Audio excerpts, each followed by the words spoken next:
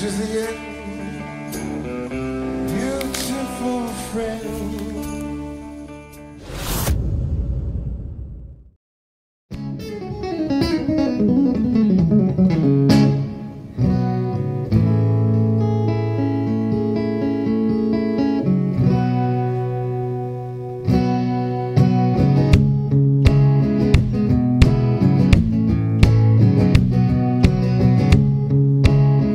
A nadie se le escapa la vital importancia de determinar con total claridad el arma con el que se comete un crimen.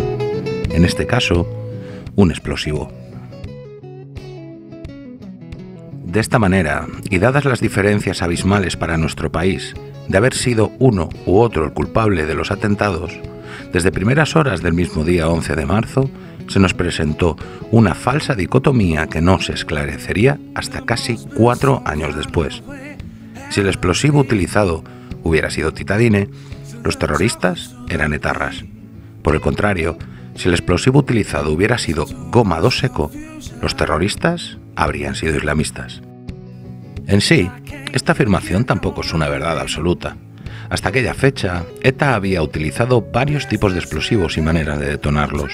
Su modus operandi era bastante sencillo. ETA mataba dónde, cuándo y cómo podía. Y referente al terrorismo islamista, en 2004 aún no había precedentes que nos pudieran indicar cuál era su explosivo favorito. De hecho, hoy, en 2021, seguimos sin tener ningún dato fiable al respecto, ya que no han vuelto a atentar con bomba en España. A simple vista, los explosivos son el aspecto más técnico y complejo de todos los que rodean los atentados del 11 de marzo en Madrid. El dinitrotolueno. La goma 2 eco que no titadín. Ha aparecido nitroglicerina. Explosivo que contuviera DMT. La contaminación por volatilización. Se ve un C3 o un C4 en la goma 2F. Medios disruptores. Tu velocidad de detonación. Nitrato de amonio y nitroglicol. Efectivamente. Así se han encargado prensa y gobiernos de mostrárnoslo, como algo farragoso, denso y jeroglífico. Pero no se asusten. No es necesaria una licenciatura en químicas o ser TEDx para poder entender lo que pasó. Bastan unas ligeras nociones que cualquiera puede corroborar a simple golpe de clic. Durante los próximos 60 minutos, donde expondremos todo lo conocido durante los 4 años posteriores a los atentados, nos vamos a encontrar en multitud de ocasiones con 3 tipos diferentes de explosivos: la goma 2 eco, la goma 2EC y el titadín.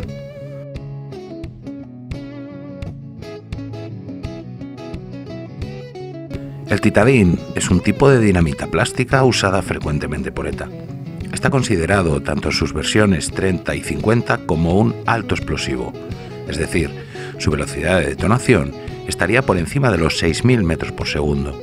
Sus componentes, además de los genéricos de la dinamita, nitrocelulosa, nitrato amónico y nitroglicol, son la nitroglicerina y el dinitrotolueno o DNT. La goma 2EC es la predecesora de la goma 2 eco, utilizada en minería y fabricada por la empresa española Maxam hasta 1999. Es considerado un alto explosivo, ya que su velocidad de detonación supera los 5.200 metros por segundo, aunque por tener como componente el dinitrotolueno y no la nitroglicerina, pierde potencia con el paso del tiempo. Además de los genéricos nitrocelulosa, nitrato de amonio y nitroglicol, también contiene dinitrotolueno o DNT.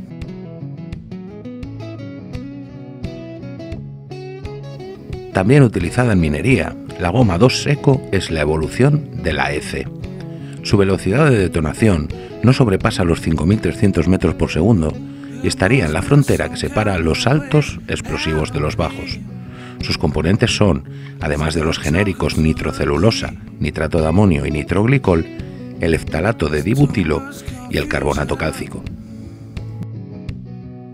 De estos 3 explosivos, titadín y goma 2 eco, fueron los protagonistas desde el primer momento. De todos los escenarios de esta gran función, se encontraron restos de goma 2 eco sin detonar en la Kangoo, en la bolsa de Vallecas, en el artefacto explosivo colocado en las vías del AVE Madrid-Sevilla a la altura de Mocejón y en el piso explosionado en Leganés. De las 2 bombas encontradas sin detonar en El Pozo y en Atocha, por la mañana no se obtuvo muestra alguna. Los restos físicos de explosivos recuperados sin detonar en los escenarios ajenos a los trenes no generan ninguna duda. Se trata en todos los casos de goma 2 eco. Los problemas llegan a la hora de analizar las muestras de los focos de explosión de los trenes. En este caso, se toman muestras de objetos que han recibido la onda expansiva de la explosión y a partir de ahí se descubre el tipo y la marca del explosivo utilizado. Todos esos restos y muestras fueron recogidos por la Brigada Central de TEDx, comandada por Juan Jesús Sánchez Manzano, y analizadas primero en su laboratorio, para después ser enviadas al de Policía Científica. Las primeras impresiones sobre los explosivos las trasladan dos TEDx que llegan a los focos de los trenes pocos minutos después de las explosiones y se refieren a un alto explosivo, posiblemente un C3 o un C4, por el tipo de corte de los boquetes de los vagones. Bueno, lo que sí tenía más claro, porque hablamos entre nosotros, es que no era un explosivo convencional tipo dinamita goma 2 EC o tipo titadín. Porque este tipo de dinamitas... Perdón, vuelva a repetir lo que ha dicho, que no le he entendido. Lo que comentamos entre nosotros es que los efectos causados por el explosivo, porque tengan en cuenta que ya teníamos 4 focos en el tren, ya podíamos ver los daños producidos.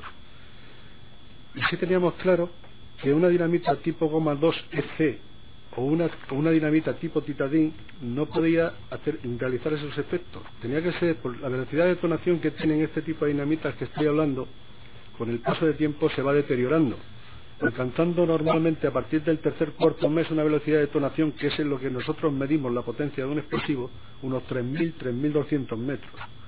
Sin embargo, el explosivo que había realizado aquello tenía que andar en torno a los 6.000 metros, 5.000 y pico metros, 6.000. Más o menos fue el cálculo que llegamos a establecer. Llegan a esa conclusión no por la velocidad de detonación de los diferentes explosivos en origen, sino porque debido a su composición, el titadín y la goma 2EC van perdiendo potencia con el paso del tiempo. Al utilizar ETA normalmente titadín, que antes había tenido escondida durante meses, deducen que ese no puede ser el explosivo, y no por el análisis directo de lo que explotó. Pues la velocidad de detonación es el impacto con que choca la onda explosiva contra el objeto con el que está en contacto. Cuanto más grande sea esta, más limpio es el corte. En el primer caso, por ejemplo, las dinamitas que ha utilizado, y perdonen la expresión, ETA en numerosas ocasiones, ya tenía una antigüedad muy relativa, con lo cual perdía muchísima potencia. Entonces, si se trataba de una dinamita de este tipo, no llegaba a cortar tan limpiamente como lo podría hacer una de mayor velocidad de detonación. Esa información no se le transmite en la primera reunión del gabinete de crisis al ministro Acebes, y así, en su comparecencia de las 7 de la tarde, hablaría de dinamita, pero sin especificar la marca. Sánchez Manzano no desmiente a Acebes y declararía que su primer informe hacía referencia a componentes genéricos de las dinamitas. No es hasta el día siguiente cuando lo informan sobre la posibilidad de la goma 2 eco. Efectivamente, se trataba de 12 mochilas, 10 con unos 8 a 10 kilos cada una de explosivos, y las otras dos con una cantidad entre los 11 y 12 kilos cada una de ellas. Por lo tanto, estaríamos hablando de una cantidad que supera los 100 kilos de explosivos, que son, por otra parte, esencialmente con un componente de dinamita que, como también conocen, es de los habituales de ETA. Esta mañana... Y esa vía se abre por el explosivo encontrado en la Kangoo y no por los análisis realizados en los focos de los trenes. Entonces, ¿qué es lo que se puede hacer en la unidad? En la unidad se puede llegar a establecer el tipo de explosivo, sin especificar marca comercial. Bien. ¿Nos puede seguir diciendo qué es lo que hizo el día 11? Bien. De marzo de 2004, por favor. Sí, a las 12 o 12 y cuarto empiezan a llegar los primeros restos. Trabaja la peritoquímica con ellos y a las 2 horas, a las 14 horas, se obtienen los primeros resultados, que es dinamita. Ahí estaba el comisario general de Seguridad Ciudadana, estábamos juntos en el despacho contiguo a donde está el laboratorio, grupo de investigación, y la inspectora fue a comunicarlo. Lo comunicó a los dos, al comisario general y a mí. ¿Qué es lo que le comunica? Comunica que ha detectado dinamita, que solamente se puede determinar que es dinamita. Hasta que a las 3 aparece la Kangoo, y con ella las primeras contradicciones. Poco después nos vamos a la cafetería a tomar algo, y estábamos allí los jefes de sección, y me llaman a mí, no sé si me llamaron cuando yo había llegado a la cafetería, un poco antes, me llaman de policía científica de que va a ir una furgoneta a las instalaciones de la unidad porque tenían que hacer una inspección. Entonces, estando en la cafetería, a un inspector jefe le llama de policía científica y le dice: oye, vente para acá. Y se fue a la unidad donde estaba la furgoneta, y al llegar allí vio que había unos detonadores y un resto de explosivo en una bolsa de plástico azul, y me llamó inmediatamente. Subimos hasta allí, hasta el laboratorio, y estuvimos observando lo que se había encontrado, y eran 7 detonadores, unos restos de rabiza y un trozo de cartucho de goma 2, un extremo. Entonces ahí estuvo preguntando el comisario general de información que si se podían identificar. Bueno, allí los TEDers dijeron que el resto del cartucho de goma 2 correspondía con goma 2 eco, porque es el que utilizamos nosotros en las prácticas, y los detonadores, según las etiquetas que tenía, eran de fabricación nacional. Según Sánchez Manzano, identificaron el explosivo como goma 2 eco por ser el tipo de dinamita con el que hacían las prácticas, y esa es la razón que esgrime para mandar analizarlo, comparándolo con una muestra patrón de este explosivo. Varios TEDx le desmintieron. C4, si hubiese sido C4, que era lo que yo pensaba en principio, porque nosotros realmente el explosivo, la dinamita goma 2 eco, y lo digo por mi unidad, no la conocíamos, jamás habíamos visto goma 2 eco, ni sabíamos que era blanca ni nada, y mucha gente de mi grupo no la conoce. La 2EC sí, porque si le digo que hemos personalmente destruido 400 a 500 kilos, estoy pecando por lo bajo, pero la dinamita goma 2 eco. Dice su grupo, refresquenos quién es exactamente su grupo. ¿Su grupo dónde está encuadrado? Mi grupo está encuadrado en la Jefatura Superior de Madrid. Nosotros no hemos realizado nunca prácticas con dinamita goma 2 eco. ¿Y no tienen ustedes en sus dependencias muestras patrón de goma 2 eco? No.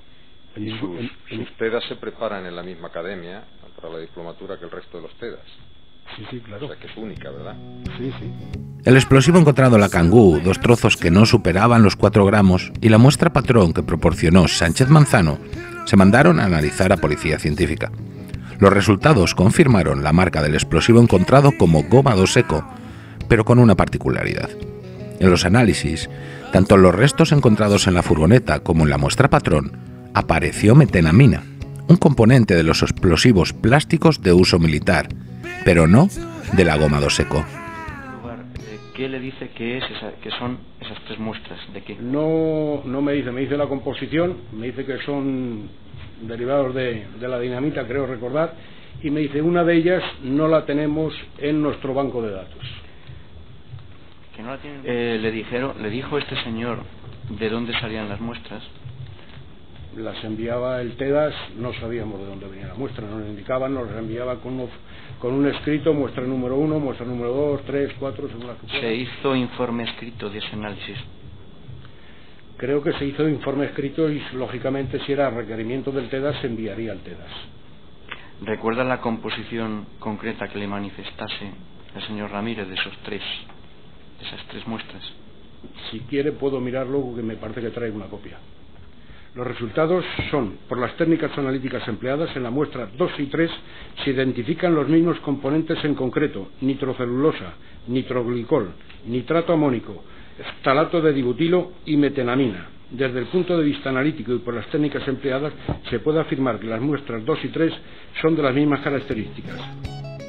Investigaciones periodísticas posteriores publicarían que esta anomalía no fue informada al juez del Olmo, y solo años más tarde se pudo saber que ambas trazas de metenamina eran idénticas.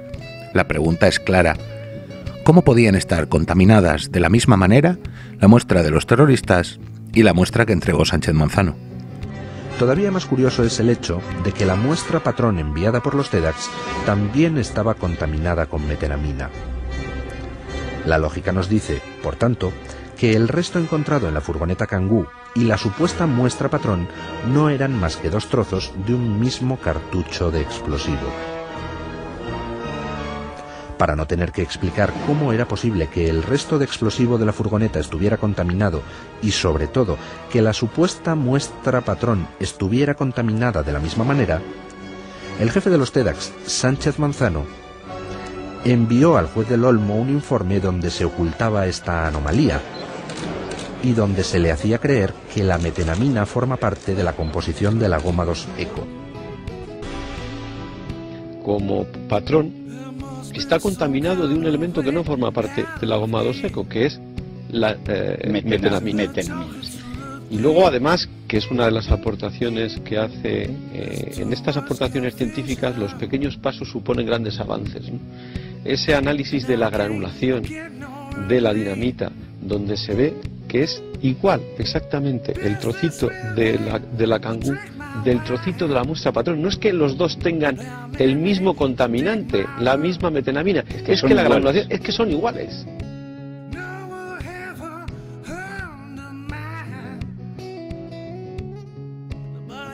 De madrugada se encontró la bolsa de Vallecas, que también contenía goma 2 Eco. Después llegarían los análisis de lo encontrado en la vía del AVE y el piso de Leganés, también goma 2 Eco. Dado que Zougier informaba a la UCO que Trasorras lo hacía la Policía Nacional y que el Chino y su banda llevaban un año bajo seguimiento policial, era cuestión de tiempo que todos conociéramos Mina Conchita.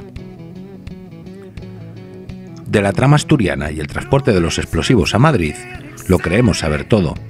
Es la parte mejor documentada y completa de todo el sumario. Aún así, nos dejó tantas dudas como certezas.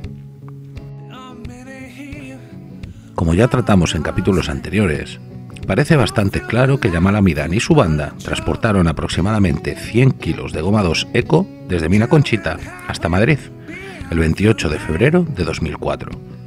Mismo fin de semana que fue detenida una furgoneta con 2 etarras y más de 500 kilos de explosivo en Cañaveras, cerca de Guadalajara, cuyo destino también era Madrid. Lo que comenzaron siendo pequeños portes mediante chavales en autobuses de línea, se convirtió en prisa y en un solo viaje con toda la carga. Aquel 28 de febrero, sobre las 12 de la mañana, Yamal Amidán, con otros 2 de los suicidas de Leganés, salen hacia Avilés en un Volkswagen Golf utilizando la autovía de La Coruña. Una vez en Avilés, contactan con Trasorras y de madrugada se dirigen a Mina Conchita, en medio de uno de los temporales de nieve más fuertes de los últimos años, teniendo que hacer 2 incursiones por la montaña y a oscuras para completar la carga de los 2 vehículos.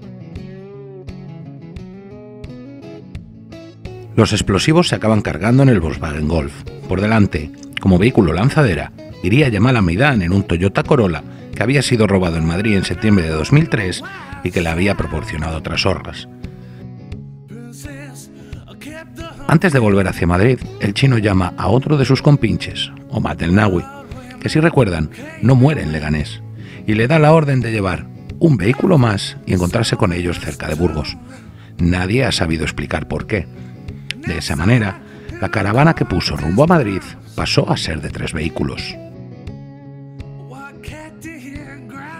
Extrañamente, y sin que nadie sepa tampoco por qué, deciden volver por la carretera nacional cruzando el puerto del Escudo en medio de aquel temporal. Sobre las 4 de la tarde, poco después de bajar el puerto del Escudo, la Guardia Civil para a el Chino por exceso de velocidad. Un marroquí, en un coche robado, con pasaporte falso, sin la documentación del vehículo y con multitud de prendas robadas en el maletero. Se le ponen 3 multas y se le deja seguir viaje. Esa detención, que dura unos 25 minutos, se localiza muy cerca de la fábrica donde se produce la goma 2 Eco. Los 3 vehículos llegarían a la casa de Yamal Amidán en Morata de Tajuña sobre las 8 de la tarde del 29 de febrero de 2004. ¿Y por qué sabemos todo esto? Porque todo fue grabado. se disponen de todas las llamadas efectuadas entre Yamal Amidán y Trasorras, y entre este, Carmen Toro, y el comisario de Avilés para el que trabajaba el minero. El Chino y Trasorras se llamaron antes de emprender viaje, al llegar a Avilés, cuando detuvieron al Chino en carretera y al llegar este a Madrid. Trasorras llamó al comisario de Avilés después de cada llamada del Chino. Ya hemos repasado los explosivos encontrados en la Kangoo, sabemos lo que contenía la bolsa de Vallecas, lo que explotó en Leganés, la bomba de Mocejón y el viaje desde Asturias a Madrid del Chino. No hay ninguna duda de que todos los explosivos encontrados después de las 12 explosiones de las 7:38 de aquel 11 de marzo en los trenes fue gomado seco.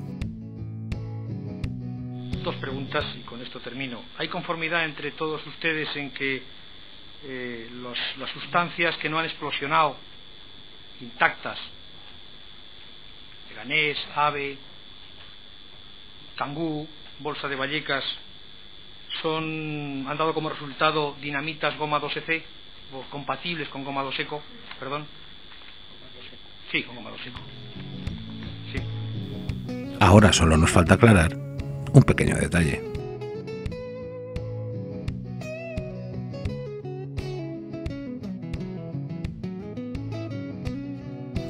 El primer problema que nos encontramos a la hora de determinar el explosivo utilizado en los trenes es el caos y el no cumplimiento de los protocolos a la hora de recoger las pruebas y muestras. A la destrucción de los trenes a las pocas horas de cometerse los atentados hay que sumarle la desaparición de la práctica totalidad de las casi 90 toneladas de muestras que recogieron los TEDx. De 10 focos de explosión, a la vista oral, no llegaron más que unos pocos gramos en forma de clavos o polvo de extintor. Del resto, nadie sabe nada. Cuando en el juicio del 11M el tribunal ordena que lo que no hizo la policía científica en marzo de 2004 lo tenga que hacer en febrero de 2007, llegan tan solo 23 muestras. 23 muestras, estamos hablando de 12 focos, 2 de ellos controlados. No llega ni a 2 muestras por foco de explosión. Hay un foco de Tellez del que llega un clavo. Fíjate, más que responsabilizar a alguien, nosotros lo que buscamos es esclarecer qué ocurrió con esos restos de explosivos. Es decir, por qué no se enviaron a la policía científica, por qué no se cumplió el protocolo y sobre todo qué se estaba ocultando con eso. Evidentemente estas cosas no se hacen por capricho y menos en un hecho tan grave como es el 11M. Años después del juicio y tras varias investigaciones periodísticas, una de las asociaciones de víctimas interpone una querella contra Sánchez Manzano por haberse saltado todos los protocolos y haber destruido pruebas. La unidad TEDx es la unidad más protocolarizada del Cuerpo Nacional de Policía, ya que tiene una formación específica y expresa con respecto a la formación, evidentemente, en artefactos explosivos. Y el protocolo dice, el protocolo que no quieren darle a la asociación de víctimas, dice que la unidad en la cual se desarrolla la crisis que se produce el explosivo será responsable de actuar ante esa crisis, investigar y llevar hasta el último momento esa investigación. Este señor se salta el protocolo y manda a un mando suyo a cargo de cada foco para que investigue, para que le diga de primera mano lo que hay por encima de la unidad de Madrid, que la cual es la única unidad operativa, y la unidad central, que es la que manda Manzano, es una unidad técnica que simplemente debe de intervenir cuando se ha requerido o se ha pedida la solicitud de ayuda por parte de la unidad donde se produzca el explosivo. Esto no pasa nunca en Madrid, que pida ayuda a la unidad central. Manda desaparecer 3.000 kilos de restos que intervienen y cogen los TEDx de Madrid. Manda destruir los trenes, que nunca se ha hecho porque hay coches que han explosionado y en Canillas están durante años, en los cuales los policías científicos, los compañeros científicos y los compañeros de los TEDx están investigando. Hoy hemos podido avanzar porque sí han sido identificadas algunas de las personas que los transportaron hasta la unidad central, con lo cual, bueno, pues ahora se podrán realizar más citaciones a estas personas también para ir viendo qué hicieron con esas muestras, dónde las depositaron, etcétera. Bueno, ahí todo el mundo obedecía órdenes, y las órdenes son yo me lo llevo o esta persona se la lleva, pues entonces aquí pues también habrá que saber por qué Sánchez Manzano ordena que las muestras se las lleve quien no se las tiene que llevar, pero esa es una pregunta a hacerle a Sánchez Manzano. Creo que durante el juicio fue imposible aclarar dónde están todos los restos que se recogieron de los trenes. Con la venia, señor presidente. Vamos a ver, ¿nos puede explicar cuál es el protocolo habitual de actuación de los TEDAS en cuanto a las muestras de explosivo que se recogen en un atentado terrorista? ¿Qué se hace con esas muestras? ¿Cuáles se analizan en el laboratorio de los TEDAS? ¿Cuáles se envían al laboratorio de la policía científica? ¿Cómo se toman esas decisiones?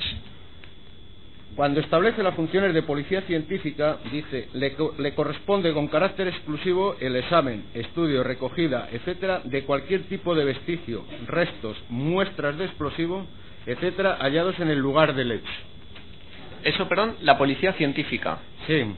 Ellos, los representantes de uno y otro servicio, se harán cargo de los restos o vestigios de interés dentro del ámbito de sus funciones reglamentarias. En el apartado C dice: la realización de exámenes, análisis, investigaciones y estudios técnicos sobre los artefactos explosivos o incendiarios, desactivados o neutralizados, así como sobre los restos de explosiones, emitiendo los oportunos informes técnicos periciales. Esas son las normas que regulan la actuación TEDAS. Bien, pero no le están preguntando por las normas, le están preguntando por lo que se hizo en relación a estos atentados y cómo es el protocolo de actuación. Olvídese de las normas y cuéntenoslo. De los restos o vestigios, ¿quién se hace cargo? Bien, si son sustancias explosivas, materia pesable, se hace cargo policía científica. Bueno, se hacen cargo los TEDAS, y los TEDAS se lo remiten a la policía científica para que haga el análisis correspondiente.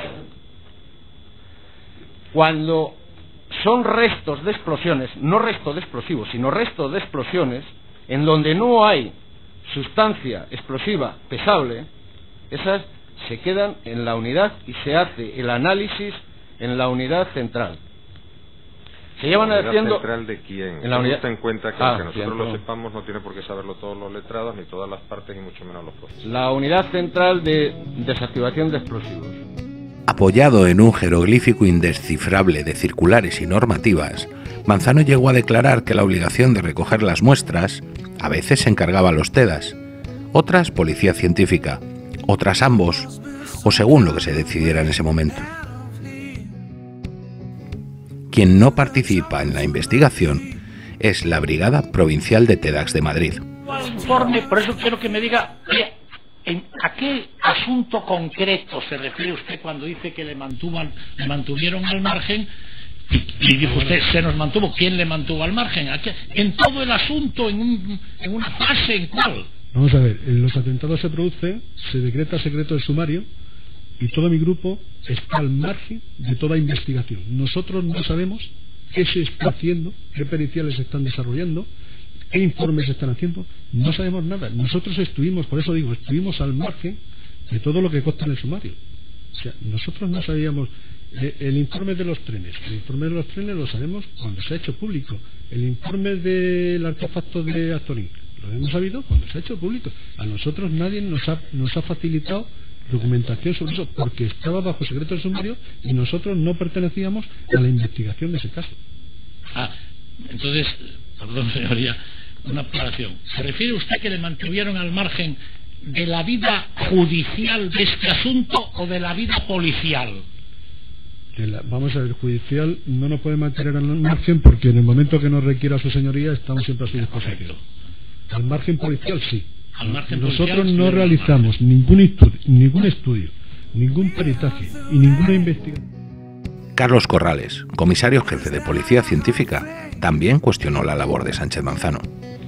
Que yo quizá a lo mejor antes no lo he entendido muy bien. Usted ha dicho que llega un momento en que no quiere que se le envíen ningún tipo de muestras mientras que las mismas no vengan identificadas y plenamente determinada su procedencia, ¿no? Sí, porque en algún momento al ver los informes que están elaborando los laboratorios nuestros, veo que incluso en una reunión con el director y el subdirector operativo me preguntan que por qué, que de dónde eran esas muestras. Les digo que lo ignoro porque se les ha pedido reiteradamente al TEDAS que nos las indicaran y a partir de ahí el subdirector vuelve a hacer hincapié en que se nos faciliten todos los datos de cómo se han recogido, porque es uno de los principales principios de policía científica en el que siempre hacemos constar dónde, cómo, el por qué y quién lo ha recogido y en qué circunstancias. Sí, ¿recuerda usted una vez obtenidas esas muestras la noche pues del 11 al 12, ¿dónde quedaron custodiadas o incluso en días posteriores, si quedaron en el IFEMA, si fueron llevadas a la brigada provincial? No. Vamos a ver, las muestras que se analizan tanto en los laboratorios químicos como en los biológicos quedan custodiadas. Si no se ha agotado la muestra en la analítica, quedan custodiadas lógicamente en los laboratorios, o se devuelve la muestra correspondiente para quien nos la ha enviado, se haga cargo de ella. ¿Y usted no exigió en algún momento que le mandaran las muestras? Todas las muestras. Vamos a ver, mire usted, señora letrado, cuando hay un documento escrito que es el Manual de Normas de Procedimiento, que ya el director general de la policía indica cómo se debe de actuar, y además había un protocolo de la Subdirección General Operativa, no recuerdo de qué fecha, en el que decía que en casos de atentados debían de intervenir conjuntamente un equipo TEDAS, o vamos, un funcionario del TEDAS, uno de Policía Científica y otro de la Brigada de Información. Yo creo que cualquier profesional de cualquier área debe saber cuál es su actuación sin que tenga que recordar nada a nadie. ¿Hay algún caso en el que por el tipo de sustancias recogidas, por ejemplo porque son sustancias no pesables, esté previsto que no deban ser remitidas al laboratorio de la Policía Científica? No hay ninguna norma en el manual. Los 4 peritos de las acusaciones particulares que participaron en la pericia se mostrarían muy contrariados con el proceso de recogida de muestras y su cadena de custodia. Morris, vicepresidente de la AVT, padre de una de las víctimas de los atentados y que ha participado como perito en la prueba pericial ordenada por el juez Gómez Bermúdez. Muy buenas noches, Gabriel. Porque es que hay imágenes de la policía científica y los TEDx recogiendo multitud de restos. Resulta que al final, ¿cuántas muestras os han entregado de los trenes? 23, ¿no? Nos entregaron 23 muestras, pero las 23 muestras estaban compuestas fundamentalmente por clavos, o sea, no eran muestras de explosivos, eran muestras de clavos que podrían haber recogido explosivos. Partes metálicas y algunas partes como fibra de vidrio, o tejidos o bolsos que podrían haber absorbido también el explosivo. ¿Y os han explicado dónde están el resto de muestras que tuvieron que recogerse o no? En absoluto. No hemos recibido ninguna información. Que eran de muy pequeña cantidad, en muy pequeña cantidad. La mayor cantidad de alguna de ellas era 1/10 de gramo. 1/10 de gramo es a todas luces insuficiente para hacer un análisis. Al menos se necesitan 4 o 5 gramos. Cuando pedimos más muestras, se nos dijo por el director de pericia que no había más muestras, que lógicamente los trenes se habían desguazado, la parte que explosionaron se habían desguazado y se habían fundido en un alto horno en Vizcaya. Así nos contestó. Pedimos por escrito, como dice don Carlos, al director de la pericia. Pedimos también que si habían otros restos, por ejemplo ropas o algún objeto que pudieran llevar las víctimas, que nos los proporcionaran, pero no fue posible, de ninguna manera. Tras este galimatías, donde lo único que queda más o menos claro es que fue Sánchez Manzano quien se encargó de recoger, distribuir y custodiar los restos de los focos de los trenes, aparece en escena la jefa de laboratorio de la Brigada Central de TEDx.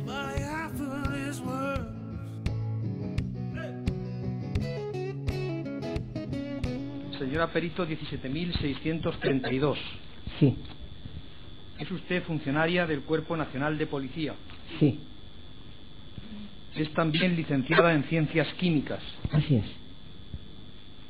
Y pertenece a la Unidad Central de Desactivación de Explosivos. Efectivamente. ¿Cuántos años lleva usted en esa unidad? Pues va a ser 20. Es la encargada de hacer todos los análisis de los focos de explosión de los trenes, menos una muestra que acaba en Policía Científica. Cabe destacar que 3 años después de los atentados, y en contra de los cientos de portadas debatiendo sobre la marca del explosivo, lo único que la jefa de laboratorio había trasladado al juez del Olmo fue que los trenes había estallado dinamita, sin que pudiera llegar a asegurar la marca. Es decir, más de 3 años después de los atentados, no se sabía si el explosivo utilizado en los trenes había sido titadín o gomado seco. Usted, en los análisis de los focos, se analizan según su escrito o su informe 12 focos, algunos de ellos pertenecientes a mochilas o a bolsas desactivadas. Exacto. Y detecta en 10 de ellos componentes de dinamita. Sí. ¿Es así? Exacto. ¿Recuerda usted qué componentes de dinamita se detectan?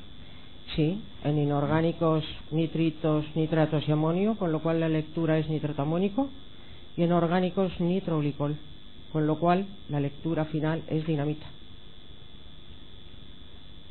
Con ese análisis, ¿usted puede determinar la marca comercial concreta? Después de una explosión nunca se puede determinar la marca o el nombre comercial de un explosivo, puesto que en la propia explosión van a desaparecer componentes. He detallado esta mañana. Sí, discúlpeme. Esos componentes o esos informes, esas notas propias, que son las que le llevan a afirmar que era dinamita, yo no dudo que sea dinamita, pero ¿eso es lo que le han pedido a usted o le han llegado a pedir en algún momento para poder determinar la veracidad de este informe que usted presentó? Perdón, a mí no me han pedido nunca nada. ¿A usted nunca le ha llegado la solicitud de que presentara esas notas? Nunca. Vamos a ver, otro asunto. Vamos a ver, ha manifestado usted que los componentes genéricos de dinamita que encontró en los focos son nitrato de amonio y nitroglicol. ¿Por qué ha esperado hasta hoy para concretarlo y en estos 3 años se refería únicamente a componentes genéricos de dinamita? Incluyo aquí su declaración de hace aproximadamente un año en el Juzgado Central de Instrucción número 6. Perdone, a mí me hablaron de qué componentes había y digo, estuvimos hablando sin que me dijeran detálleme cuáles son los que les han hecho ustedes en análisis. A mí eso nunca se me produjo. Estuvimos hablando de los componentes que desaparecían, de otros que no estaban, y de que yo no recuerdo que se me dijera en ningún caso en estos 4 años que escribieran los componentes. Los componentes, tengo que decir aquí claramente, nunca, jamás han sido un secreto. Está bien. Sí, han oído bien. Tras los peores atentados en Europa hasta la fecha y un cambio de gobierno precisamente debido a la marca del explosivo utilizado en los trenes, la única encargada de analizar y dar a conocer al país y al mundo qué había estallado, se cayó la información de los resultados porque nadie la preguntó. Al no haberse cumplido los protocolos y por tanto no haberse realizado los análisis precisos para conocer la marca exacta del explosivo utilizado en los trenes, el juez Bermúdez, que evidentemente sí sabía lo que estaba ocurriendo bajo el secreto de sumario, encarga la prueba pericial complementaria que debería haber hecho Policía Científica. Inevitablemente, las discrepancias se sucedieron.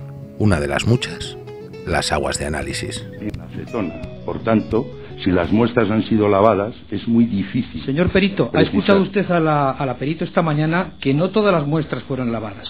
Ni fueron todas... No polemice con el perito, déjelo acabar. Perdón, nosotros creemos entender que han sido todas lavadas porque el informe que se nos presentó a nosotros, y no lo sé, estará por ahí en la... ¿cómo le llaman a ustedes?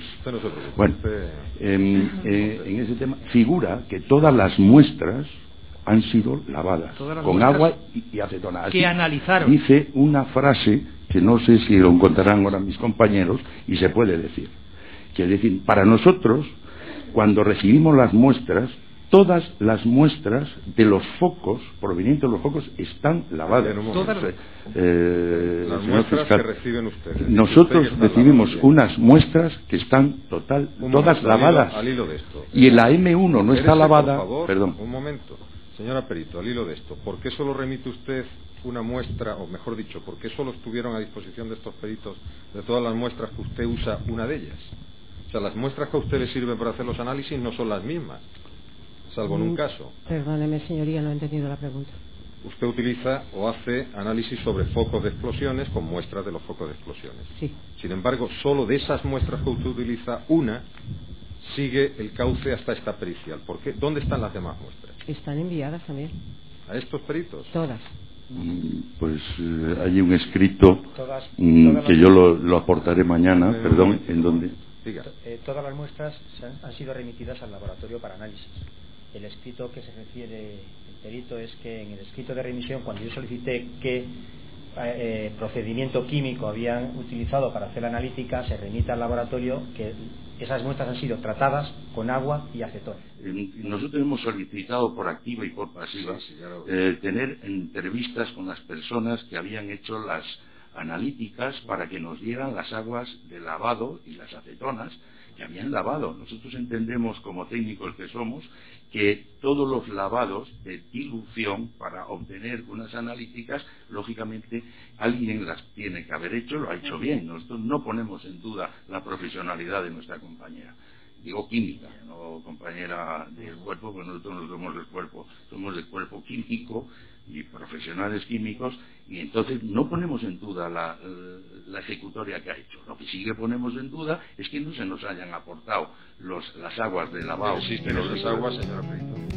Según los peritos, las técnicas de análisis húmedos consisten en lavar las muestras con agua y acetona para recoger los elementos adheridos a estas, y esas aguas someterlas al cromatógrafo, bien de capa fina, mucho más rudimentario que era el que disponían en TEDx, o de gases, mucho más completo, y que era el utilizado por policía científica. Después, el agua con la acetona sobrante y los restos licuados de las sustancias que se buscan se guardan para posteriores contraanálisis. La jefa de laboratorio de TEDx no lo hizo así. ¿Es una técnica normal tirar el agua y tirar la acetona después de los análisis?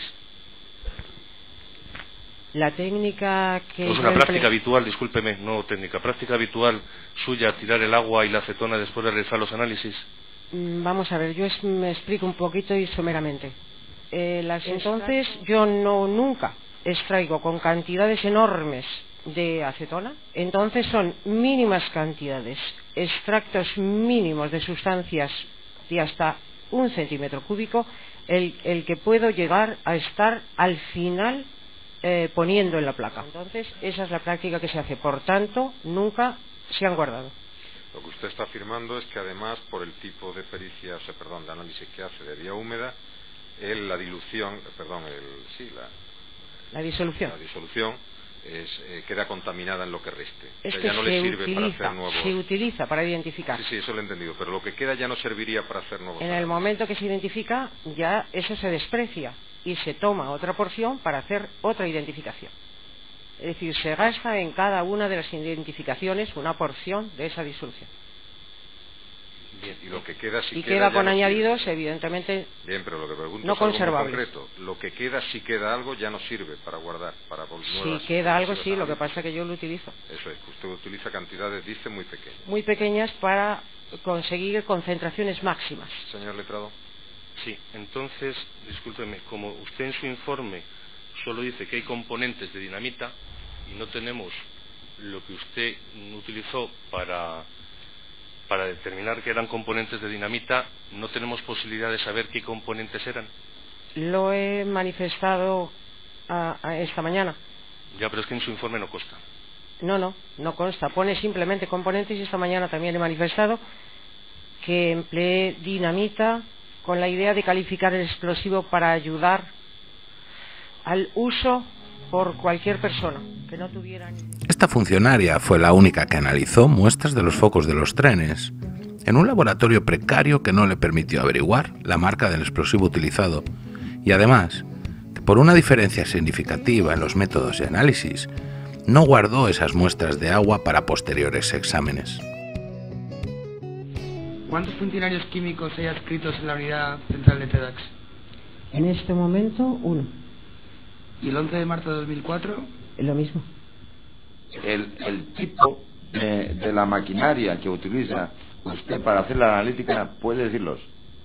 Sí, figura en el informe, es el que utilizo, cromatografía de capa fina para orgánicos, y el resto es vía húmeda clásica, es decir, química analítica cualitativa. O sea, no existe ninguna muestra más ahora mismo en el laboratorio de los TEDAS. En el laboratorio no hay absolutamente ninguna muestra. Se entrega toda hace unos meses en unas actas que figuran, pero las muestras de los focos se habían enviado previamente a la Audiencia Nacional a solicitud, en cumplimiento de la solicitud del juzgado de instrucción número 6. Es decir, que no existe... Un año antes, me parece, no es exactamente la fecha. Es decir, que no existe ninguna otra muestra para poder comparar o que no se haya analizado, aparte de las que ya obran en los informes periciales. No. Ninguna por otra. Gracias. Si además nunca nadie supo qué pasó con las demás muestras para poder analizarlas cuando fuera necesario, como este es el caso, parecía que la labor de la pericial encargada por Bermúdez poco podría hacer para llegar a alguna conclusión significativa. ¿O no?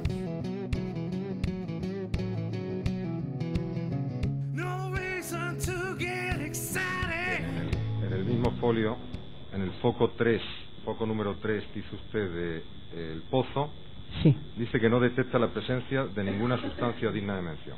Sí. ¿Es cierto? Sí.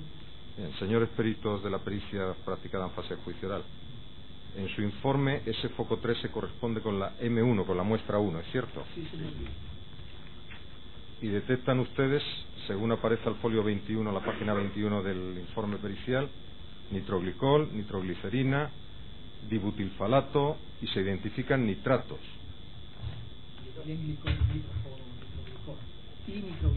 Sí, lo he dicho al principio. Sí, y DNT, efectivamente. Y DNT en 0,014. Bien. Eso es una discrepancia entre uno y otro informe. Esta tarde reanudaremos. De las 23 muestras ínfimas que les llegaron a los peritos de la Audiencia Nacional, en 22 de ellas llegaron por unanimidad a la misma conclusión. No podían determinar la marca comercial de los explosivos que estallaron en los trenes. La discrepancia que tienen ustedes respecto a los análisis se centran fundamentalmente en cuál es el explosivo que estalló en los focos de los trenes. ¿Es cierto? Creo que es cierto.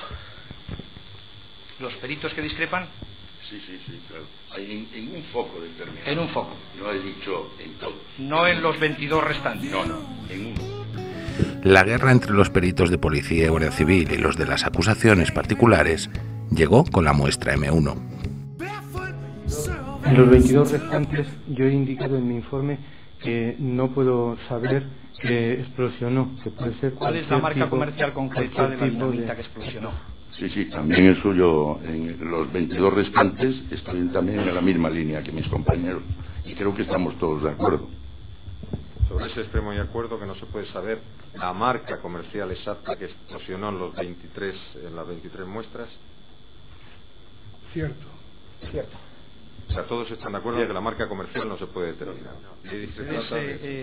Los discrepantes entienden que el cromatograma de la muestra M1, que es un resto que explosionó en los trenes, es más parecido al cromatograma del titadín. Del titadín que han analizado ustedes. Pero ese titadín no es un titadín explosionado. No, esta muestra procede de un polvo de extintor que se aplicó sobre un foco para extinguir el incendio. Importante. La muestra M1 la componen unas pocas micras de polvo de extintor que los bomberos utilizaron al apagar los incendios provocados por las explosiones. Al ser un elemento extremadamente absorbente, es ideal para que se adhieran a él los componentes del explosivo que provocó el incendio. Todos los peritos coincidieron en que no podía estar lavada, puesto que hubiera desaparecido, por lo que es la única prueba que les llega directamente de los trenes sin haber sido antes manipulada.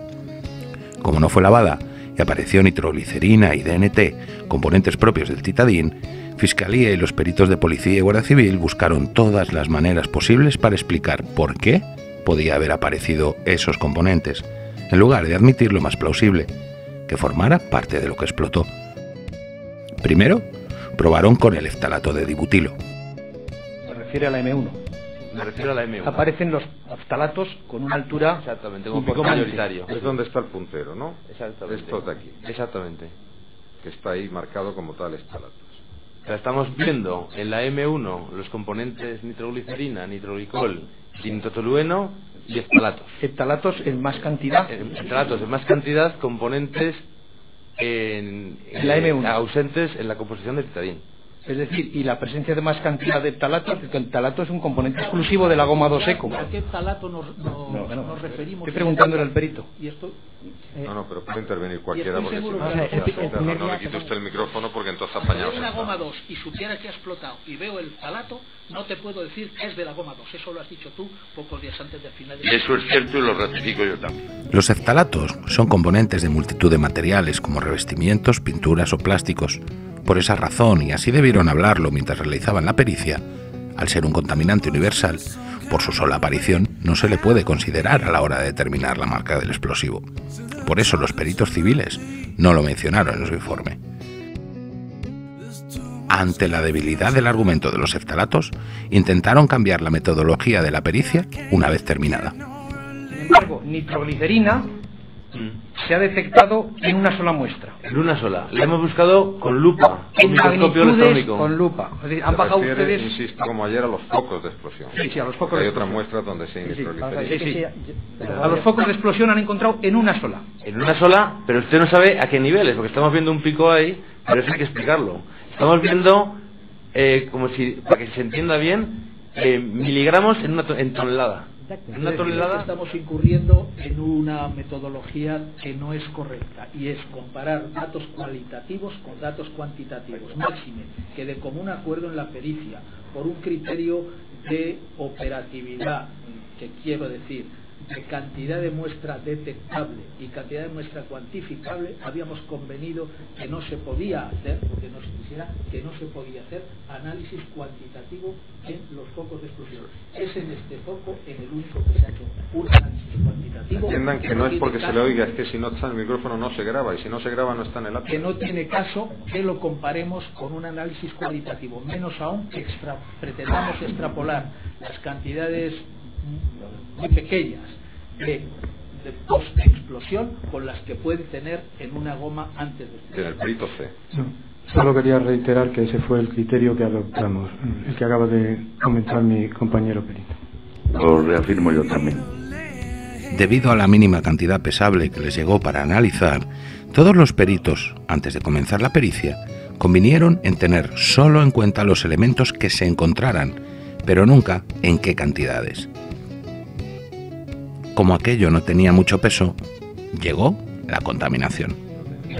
La hipótesis que se baraja por parte de este perito es que en el almacenamiento de las muestras existía algún explosivo que contuviera DMT, y por mecanismos de absorción de estas muestras hacia...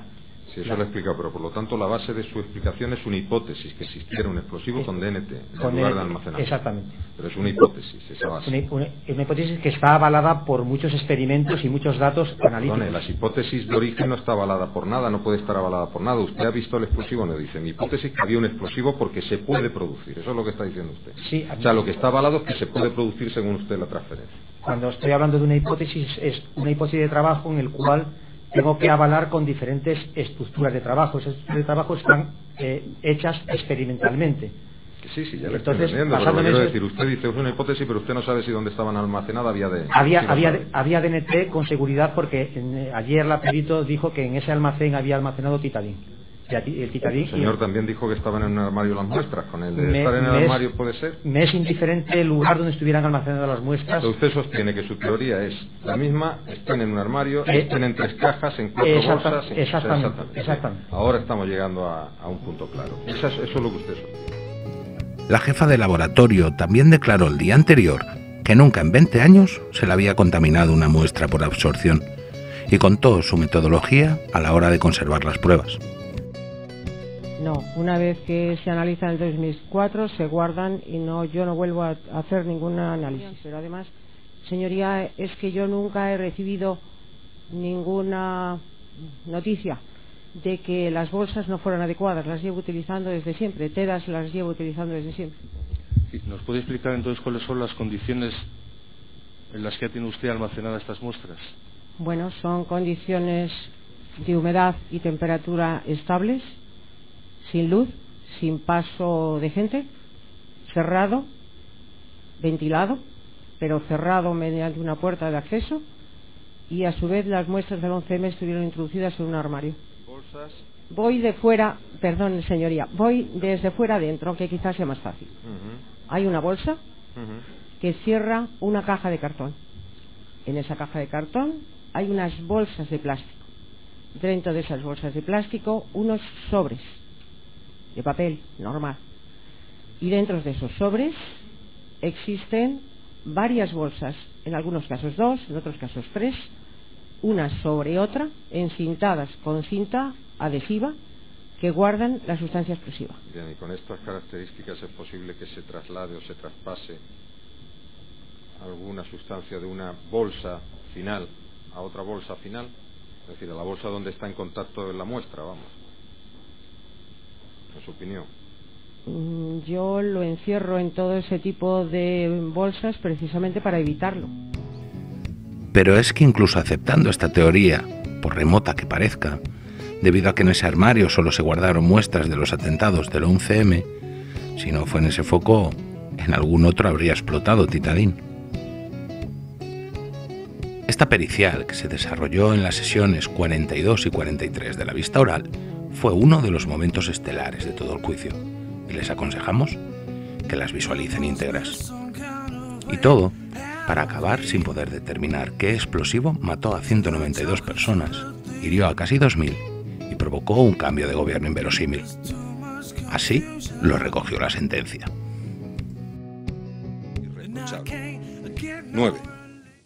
Origen de los explosivos y detonadores, suministro.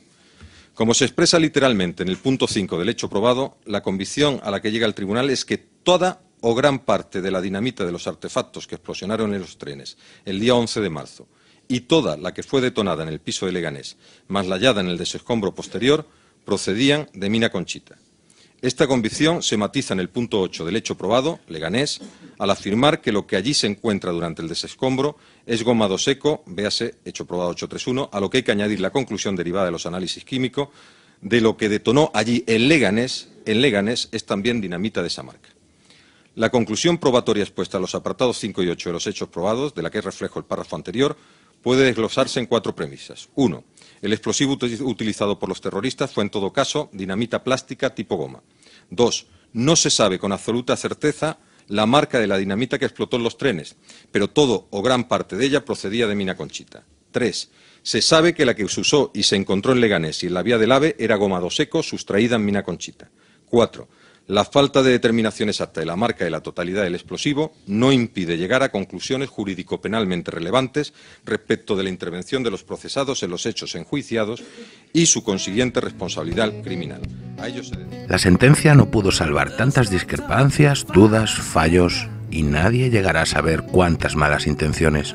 Y por eso no pudo determinar qué explosivo se utilizó en los trenes. Y todas esas sombras volvieron a aparecer 3 años después.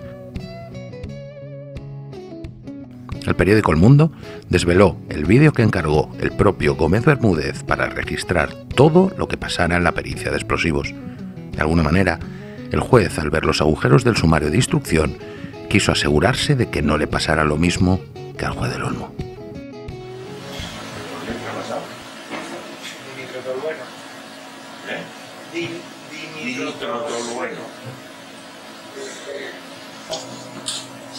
Sale de BTT, ¿sí? Sí.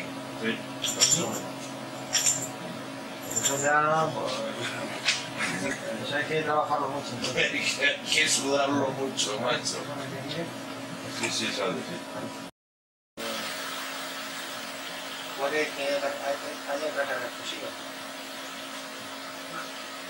Y ya empiezo yo a empezar a dudar yo de teras. Y a cargarme en la madre de tenemos, mira, pero también lo mismo te digo, en Tarato, sí, a los 13:53. Pero te quiero decir que lo de Tarato, no le puedes atribuir a esto, no, vamos, te digo, quiero decir que es como una contaminación que genérica. Del mundo mundial. Del mundo mundial, vamos. Sí, es decir, no se puede asimilar esto, aunque sabemos que los explosivos tienen Tarato, no podríamos decir que este Tarato proviene del explosivo prácticamente que lo escribiéramos a la vez. Eso es específico. Porque es que son únicos. Son únicos. Es decir, pueden, aun sabiendo que lo tienes, sabiendo que lo tienes. Si tienes prácticos aquí, pues ya está jodido. Tienes un fundamento para que No vamos a hacer famosos. famosos. Pero vamos a hacer famosos Muestras que está pintada y que con otra fase, dan que sí, como que no, que no, que sí, que minoritarios. Entonces, eso hay que confirmarlo in extremis, ¿de acuerdo? O sea, eso es una cosa, porque puede que sea y puede que no sea. Digo tan pequeño, que es difícil de valorar si existe o no existe, ¿vale? Caso de que han pegado... ¿Qué es? No es tan pequeño, no es pequeño. 3.000 cuentas. 3.000 cuentas con respecto a lo que a 3 millones. Creo que es una fijada, pero es una realidad. Ya con razonable, pues me parece perfecto y debería ser así. Y entiendo que es una cantidad muy mínima porque es pequeño y el tipo de los cines de luz que no está ahí. Es una de las cosas que la ponen de la canoa. La pintada en el cromatógrafo de gases,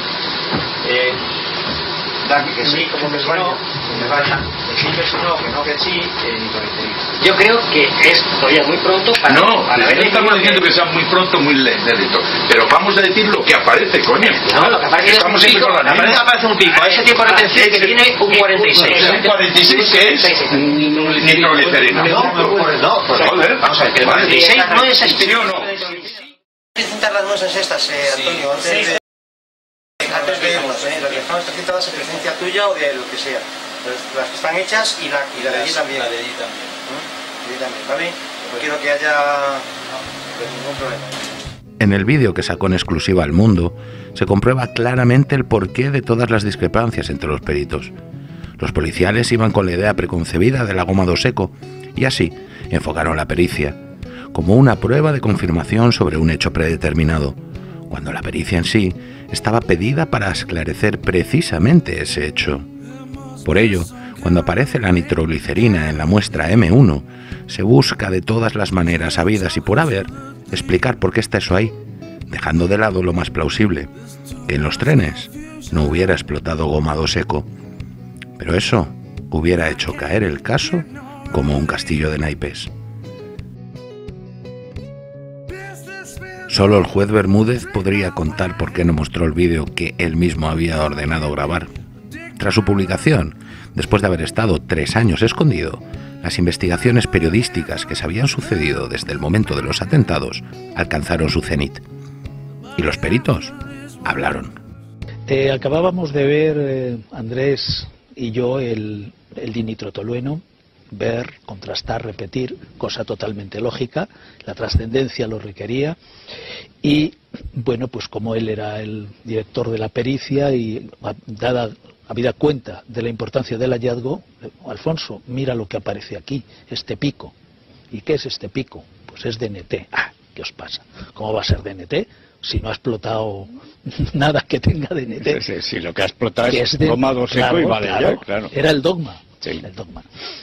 Que es DNT, que mira, que lo da la base de datos, que es el ion molecular, y cuando ya está convencido, al cabo de pues unos minutos de discusión, saliéndose de sus casillas, dice, ahora sí que me voy a cagar en la madre que parió a los TEDx. Perito de la Guardia Civil, Carlos Atoche, y un perito independiente, Carlos Romero Batallán. Descubrieron el pico de la nitroglicerina y tanto en el caso del dinitrotolueno como en el de la nitroglicerina, pues hubo una querencia marcadísima a que en el primer caso había un error, en el segundo, pues que si no había un error había que contrastarlo con otras modificaciones dentro de la propia técnica analítica de cromatografía. Todo la autocrítica de un experimento es perfectamente legítima y es una excelente praxis científica. Todos los científicos la llevamos a cabo, pero todo tiene límites. Y más cuando vas viendo que las objeciones no son sanas, no son objeciones analíticas, porque carecen de base. En el primer caso, en el caso del dinitrotolueno, pues había una supuesta contaminación en fábrica. Con buen criterio se pidió un informe a Maxam, la actual Maxam, que era la Unión Española de Explosivos, y emitió un informe muy minucioso, muy completo, muy exacto, del cual se colegía que no era posible que al cabo de 4 años pues hubiera una contaminación por dinitrotolueno. En el caso de se repitieron los análisis y seguía apareciendo dinitrotolueno. Cuidado, pero es que apareció dinitrotolueno en esa primera muestra que era, si no recuerdo mal, la 612 o 13, y ha aparecido luego en todas las muestras de los focos de explosión. Y por lo tanto no era gomado seco y vale ya, como se dijo. Y dicho únicamente con un criterio analítico. No puede ser gómado seco cuando aparece en todos los focos de explosión. Cuando la teoría de la contaminación en fábrica desapareció, entonces surge una nueva teoría, que era la contaminación por volatilización de componentes de otros tipos de explosivos.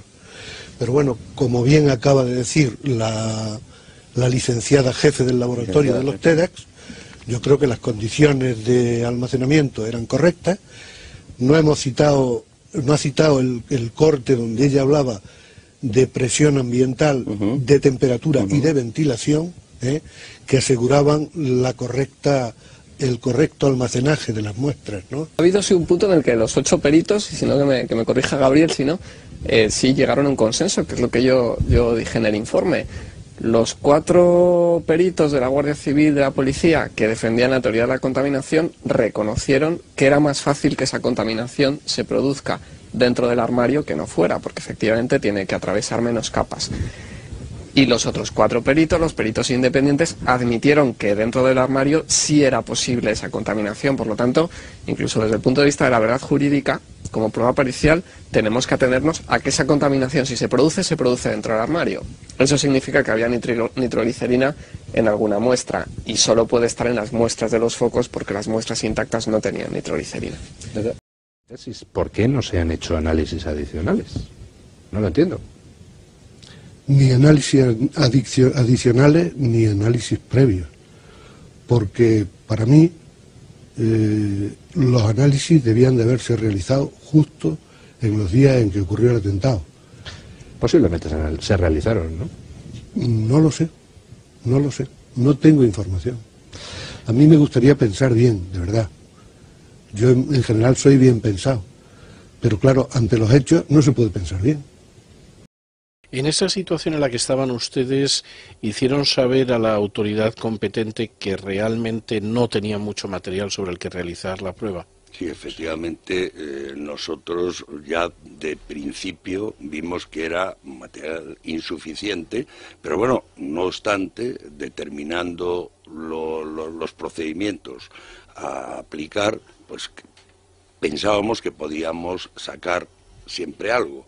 Siempre, si se hubieran guardado las aguas de lavado, porque normalmente cuando se quiere determinar una analítica, lo que se hace es hacer un lavado con agua o con acetona, con un disolvente, y esas aguas, lógicamente, arrastran todos los componentes. Claro. Evidentemente, si se hubieran guardado esas aguas de lavado, pues hubiéramos podido hacer un contraanálisis. Pedimos por escrito, como dice don Carlos, al director de la pericia. Pedimos también que si habían otros restos, por ejemplo ropas o algún objeto que pudieran llevar las víctimas, que nos los proporcionaran, pero no fue posible, de ninguna manera. No, ahí se dividió el grupo, porque claro, nosotros nos dijimos 3 ensayos para determinar si era tal, y se hizo con la M1 6 ensayos, o sea, se rompió el protocolo que nos habíamos dado. Eso es muy llamativo. Eso es para mí eso fue muy frustrante, porque, y yo creo que para todos para los 4, pues yo lo comenté con mis compañeros, porque si te das un protocolo, es para respetarlo, y además es un protocolo que se hizo previamente antes de hacer ninguna analítica, es decir, por tanto se eligieron las analíticas, se eligieron los procedimientos y se dijo, si salen 3 en las 3 pruebas, pues no, hubo que hacer 6. Nosotros íbamos a buscar la composición de los distintos explosivos. En todo caso, lo que ocurrió es que chocaba contra lo establecido, contra otros análisis que se habían hecho en época pasada. Yo la sensación que yo he tenido, lo saben mis compañeros, a mí, yo en esta pericia he sufrido bastante, porque además no estaba acompañando, pues, uno de los peritos, que luego nos enteramos de que estaba, que es don Gabriel, una víctima. Es el padre de una víctima. Entonces nos enteramos ya, pero avanzada la pericia, cuando alguien le trató de eliminar de la pericia, ¿no? Y yo le puedo decir la sensación que yo he tenido. Es decir, desde mi vida profesional, que es una trayectoria bastante larga, nunca he tenido la impresión de engaño y de sensación de que me estaban tomando el pelo, o una sensación, ¿cómo le diría yo? ¿De estafa? No, de estafa no. De una sensación muy difícil de transmitir, pero, o sea, con una impotencia técnica de no poder haber llegado a la verdad. Impotencia técnica, es decir, personal, como profesional, cuando explotan unos trenes y luego cuando estamos realizando la pericia y estalla también en la Terminal 4 y se nos llena de piedras, bueno, hasta todas las escaleras, de cantidad de muestras, y en una pericia de este calibre aparezcan 23 muestras, un tornillo, una tuerca, lo que dijo don Jesús, 0,1 gramo de muestra, una sensación de que he sido engañado, vamos, de engaño profesional, de verdad. Tras estos 70 minutos y vistos los hechos, a mí también me gustaría ser tan buena persona como Gabriel Moris. ¿Y a usted? A mí me gustaría pensar bien, de verdad. Yo en general soy bien pensado, pero claro, ante los hechos no se puede pensar bien.